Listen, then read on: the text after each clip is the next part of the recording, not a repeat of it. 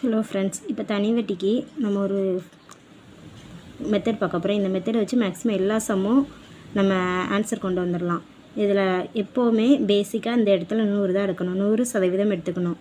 இங்கே என்ன எடுக்கணும்னா அசல் எடுக்கணும். அசல் உங்களுக்கு என்ன வேல்யூ கொடுத்துருக்காங்களோ அது எடுக்கணும். இதில் என்ன எடுக்கணும்னா தனி வட்டி, வட்டி இவ்வளோ அமௌண்ட்டுன்னு சொல்லி கொடுத்துருப்பாங்க. அந்த வட்டிக்குரிய அமௌண்ட்டை மட்டும் எடுக்கணும்.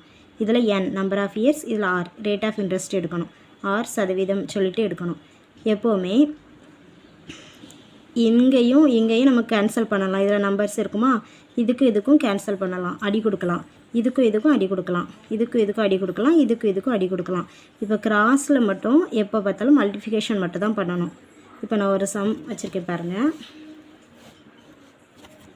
பி என்ன கொடுத்துருக்காங்கன்னா 1500 கொடுத்துருக்காங்க. n வந்து 2 வருஷம் கொடுத்துருக்காங்க. r வந்து 5% சிம்பிள் இன்ட்ரெஸ்ட் கேட்டிருக்காங்க. இப்போது நான் அந்த மெத்தடில் போட்டுட்டேன். 100 கொடுத்து இங்கே அசல் 1500 கொடுத்துட்டேன். இங்கே 2 பெருக்கள் 5% கொடுத்துட்டேன். இங்கே என்ன அப்படின்னு கண்டுபிடிக்கணும். இப்போ நம்ம இந்த 100க்கும் இந்த 2 0க்கும் இந்த 2 0 கேன்சல் பண்ணியாச்சு. இந்த இது இங்கேயும் கேன்சல் பண்ணலான்னு சொன்னேன். இப்போ இங்கேயும் கேன்சல் பண்ணலாம். அப்போ இந்த சதவீதத்துக்கும் கேன்சல் பண்ணிட்டேன். அப்போ பேலன்ஸ் என்னெல்லாம் இருக்கோ அதை பார்க்கணும் நம்ம. இங்கே என்ன இருக்குது, இங்கே 1 மட்டும் தான் இருக்குது. இங்கே 15 இருக்குது. இங்கே 2 பெருக்கள் 5 இருக்குது. அப்போ இந்த கிராஸில் இவ்வளோ வேல்யூ மட்டும் தான் நமக்கு இருக்குது. அதனால் கிராஸில் என்ன செய்யணும், மல்டிஃபிகேஷன் பண்ணணும். அப்போ 2 × 5 × 15 2 10 10 × 15 150. ஆன்சர் நமக்கு 150. ஹலோ ஃப்ரெண்ட்ஸ், நம்ம இப்போ பார்க்க போகிற சம் என்னென்னா, ஒரு குறிப்பிட்ட அசலானது 4/12 வருடங்களில் 2 மடங்காகிறது. எத்தனை வருடங்களில் 3 மடங்காகும் அப்படின்னு கொஸ்டின் கேட்டிருக்காங்க. இப்போ நம்ம என்ன பண்ணுறோன்னா அசல் அதாவது பியை வந்து நம்ம 100% எடுத்துக்கிட்டோம். அசல் எப்போவுமே 100. அதுக்கப்புறம் இதில் கீழே என்ன எடுக்கோம்னா, இதில் number of years into rate of interest. அவங்க வந்து 2 மடங்காகிறது அப்படின்னு சொல்லியிருக்காங்களா. அப்போ 100 அப்படின்னு 100% இருக்குது, 200% ஆகும். இந்த இடத்துல நம்ம என்ன போடுறோம்னா இன்ட்ரெஸ்ட்டை மட்டும் தான் போடுவோம். அதனால் 100 200 மாறி இருக்குது. அசல் வந்து 200 மாறி இருக்குது. அப்போது இன்ட்ரெஸ்ட் மட்டும் நமக்கு எவ்வளோ வந்திருக்குன்னா 100% வந்திருக்கு. அதனால் இந்த 100 போட்டிருக்கோம். இப்போ அந்த 4/12 நம்ம சுருக்கி எழுதிக்கிட்டோம். 4 1 4 4 3 4 12 1/3 எழுதிக்கிட்டோம். அப்போ 13/3 இயர்ஸ் நமக்கு கிடைக்கும்.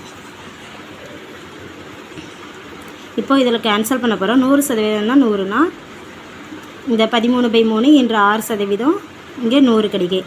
இதில் நம்ம எப்படி கேன்சல் பண்ணுவோம்னா, இந்த 100க்கும் கேன்சல் பண்ணலாம், இங்கேயும் கேன்சல் பண்ணலாம், இங்கேயும் கேன்சல் பண்ணலாம், இங்கேயும் கேன்சல் பண்ணலாம். கிராஸில் மட்டும் மல்டிஃபிகேஷன் பண்ணணும். லாஸ்ட்டு நமக்கு மிச்சம் என்ன ஆன்சர் வருதோ அதை மல்டிஃபிகேஷன் பண்ணிடணும். இப்போது இந்த 100க்கு கேன்சல் ஆகிட்டு இந்த சதவீதத்துக்கும் கேன்சல் ஆகிட்டு. அப்போ r நமக்கு என்ன கிடைக்குன்னா 100, இங்கே உள்ள 100, இங்கே 13/3 இருக்கா, அது இந்த பக்கம் வரும்போது தலைகீழியாக வரும். இன்று 3/13 அப்படின்னு சொல்லிட்டு வருது. அப்போ ஆரோட வேல்யூ நமக்கு இதுதான்.